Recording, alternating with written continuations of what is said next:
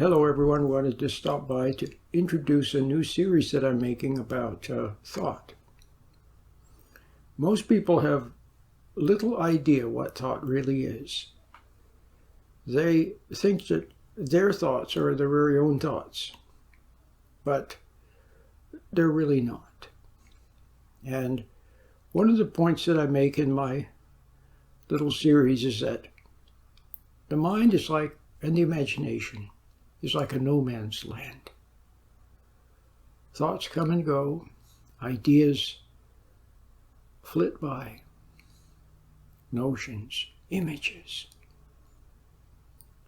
And for most people, your mind is really not under your control. Now, to some of you, that may be a surprising thing to hear, but if you stop to think about it, you have very little control over your thoughts. Mostly, all you can do is struggle with them, or try to distract yourself from one set of thoughts to another, or escape from thinking into some kind of entertainment, some kind of music or something. So you're trying to escape from thought and escape from realizing the fact that you're not in control of your own thoughts. Mostly your thoughts have been shaped by the world. And it's not surprising because, first of all, you're born with a fallen nature, a nature that is subject to the world, subject to everything in the world. Not only to nature and to other people and to authorities, but to a spiritual dimension in charge of the world. And you are born subject to that. And the whole idea is to become free of it. But you can't become free by your own efforts. So it seems like a catch-22 situation. On the one hand, if you struggle with thoughts, for example, when you struggle with thoughts, then they only grow stronger. But on the other hand, throwing in the towel is not the answer. If you throw in the towel and give in to them, then that's not the answer either. There has to be a way that you can overcome thoughts, regain control of your own mind and body, and reign sovereign in your being, your soul. If your soul is aligned with your Creator, then your Creator and Christ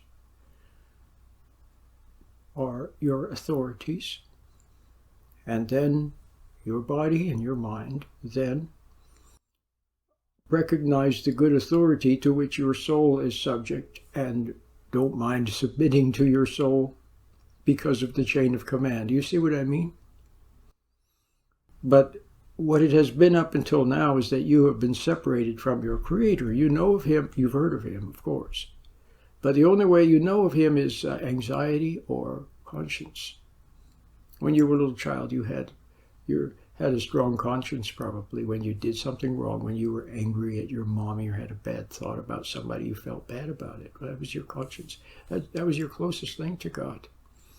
But as you fell away from conscience, as you became more and more worldly, more and more externally directed and shaped, then that wonderful kingdom of heaven retreated into the background, and then you only knew of conscience or intuition or the heavenly estate by way of anxiety and a sense of something being wrong, a sense that you're not in control of your own life, a sense that you're not in control of your own thoughts, a sense that you want to do the right thing, but somehow you can't.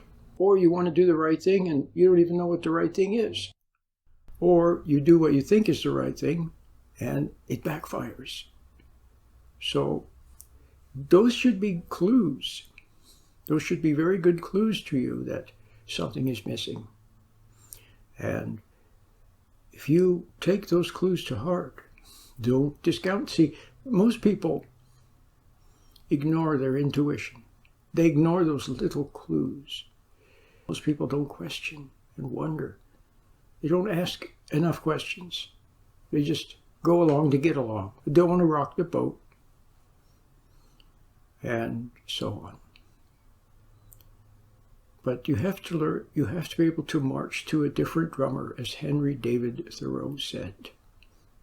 And that this different drummer that you want to be able to march to is your intuition, otherwise known as conscience when you don't follow it. Now, all that being said, you have something in your favor, and that is that you have the meditation, which I have made available free. It teaches you how to become still and separate from those thoughts that are now ruling you. Runaway thoughts, worries, doubts, fears. Whenever you fail in reality, you retreat into thought and float away on in a daydream. And then when you return to reality again from your daydream, you realize that you made more mistakes while you were lost in your daydream. And you have illusions and delusions and goals and notions that people have given you, and you follow them. And so you end up, where do you end up? You end up following other people, and they mislead you. And you're worse off than you were before. So you must find a way to be your own person and to rule in your own, to regain sovereignty of your mind and your body. But you're going to need help. And that help is that which you had left behind, that which you once knew and were close to and doubted and discounted and left behind. Now some people don't leave it behind. People like Albert Einstein, for example, he followed his intuition.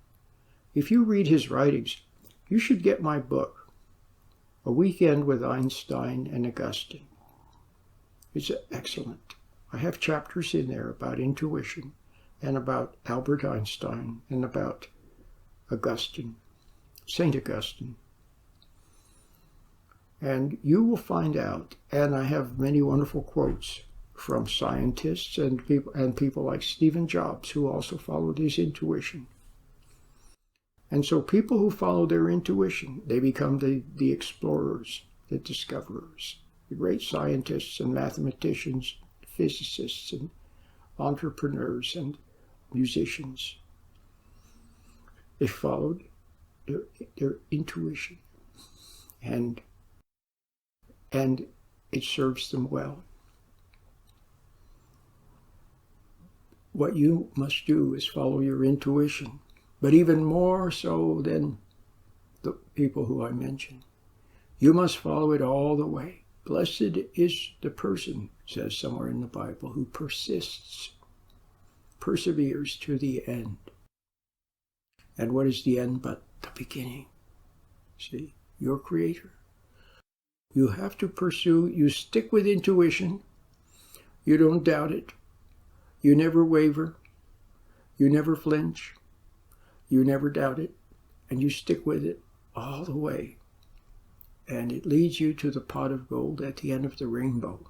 And along the way, a lot of adventures and discoveries and your own life. And you wake up one morning and realize that you're leading your own life. You're doing useful things. Your relationships with people have improved. Your emotional life is stabilized. And life is sweet. And it's all because you are returning to the kingdom of God that you were once very close to when you were a little child. Now, what's blocking you right now is a couple of things. First of all, you don't know how to be still. You need the meditation. You need to be able to stand back from thought and observe it. And then some wrong ideas that, that you've been fed along the way that you never maybe really believed anyway, but people said it and you didn't know. For example, that emotions are a great thing, to be passionate and excited and filled with rage and passion. Somehow, maybe when you were a little kid, you were embarrassed by emotions. You sensed that they weren't all that they were cut out to be. Well, emotions are the sign of falling away from faith and love and becoming more of an animal and reacting and responding to the world like an animal. So you'll have to question them. And then this thing called love. People say that sex or that romantic love is love, which it really isn't. Sex is sex. Romantic love is what it is. But there is a real love, an agape love, an emotionless love. You must find it, not only for yourself. So you must know that it exists, and it must be in you, and it must shine through you, so that your loved ones can see it, especially you fathers. Then you need to, there's just so many wrong ideas that you have. You have to see the wrong ideas for what they are, and then just dismiss them. What you need is not so much the right idea.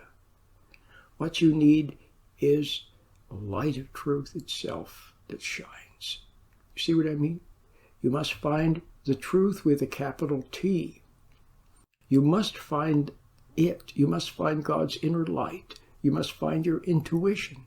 And then it will show you. And then you will see in its light. You will see what is error. You'll just see it. You see what I mean? So that's what you need, is that.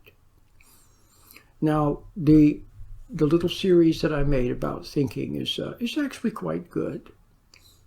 And it was actually three sessions. And the first one divided up into 4 parts, and then a 5th and a 6th. And it really covers a lot. And it will answer some questions for you always wondered about doubts and about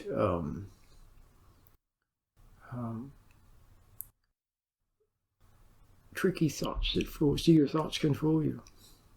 Your thoughts can be wrong. And very often, thoughts will actually mislead you. And your mind, shaped by the world and what controls the world, seems to be in charge of misleading you, misdirecting you. See, so it can be very subtle, very, very subtle. It can be so subtle that you can have a noble notion, a noble thought of some sort. And then immediately, in your mind, a voice, it can be verbalized or not verbalized, but it's often verbalized, rises to take credit for it. And to repeat that thought in a verbal form so pride can be taken in it. Or a thought arises, often verbalized, that casts doubt upon it. You have a noble thought about God or Christ, for example, and then some thought comes along and says no. That's subtle. Or the thought itself can be technically correct, but it's the spirit of the world that's collating it in using your mind. That's right, using your mind to collate this thought. And if you follow that voice, see, it's, for example, I'll give you a classic example. You could be listening to a preacher. He's saying the right things. Seems to be saying all the right things. But he doesn't have the right spirit. So his words are empty, but he's very clever.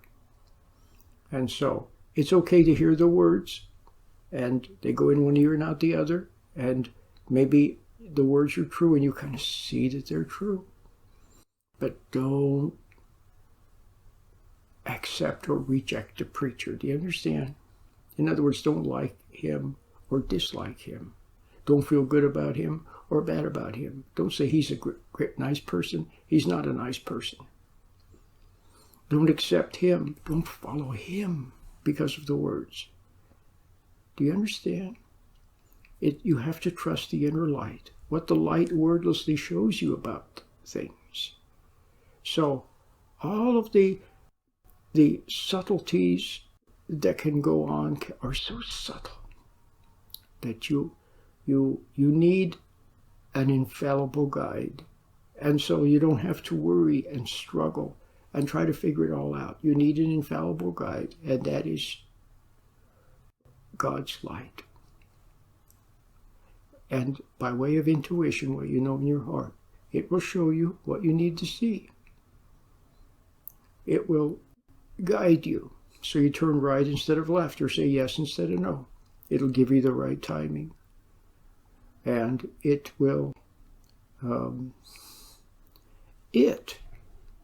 begin to exert. It's not the right word, but to exert a gentle but very strong, but gentle control upon your runaway mind and emotions. You will become stabilized, and the doubts and fears and negative thoughts and scary thoughts and all of the weird things will become a thing of the past. It will dismiss them. It will banish them. It will dissolve them. It will hold them back. It'll hold them in abeyance to give you time to recover, time to find yourself, time to let your hair down and enjoy God's beautiful earth, and to hear the birds sing and see the blue sky and the puffy clouds, and to realize wonderful things. When you hear, for example, a verse from the Bible or something, all of a sudden you see it. You see it. It's beautiful. And you don't even know how you know, but you know that's God's inner light showing you. It's very beautiful.